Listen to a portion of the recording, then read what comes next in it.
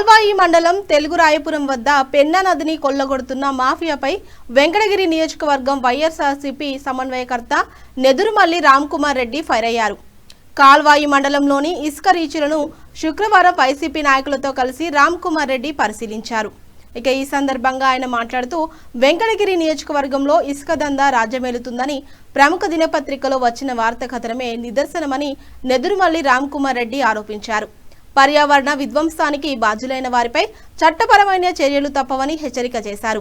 ప్రజాధనాన్ని దోచుకుంటూ నదులను నాశనం చేస్తున్న కూటమి ఇసుక మాఫియాపై స్థానిక ఎమ్మెల్యే ఎందుకు స్పందించారని రామ్కుమార్ రెడ్డి ప్రశ్నించారు.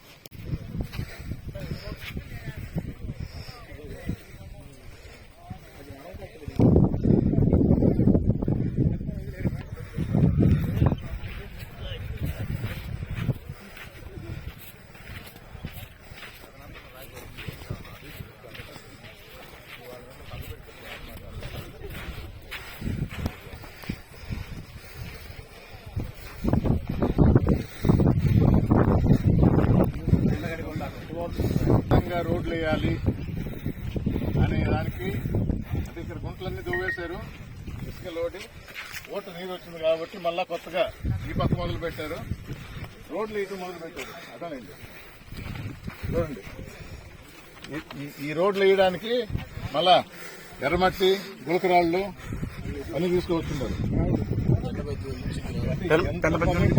జెండా కూడా బాతుండారు, జెండా కూడా బాతేసిండారు. అక్కడ కూడా పోదాం.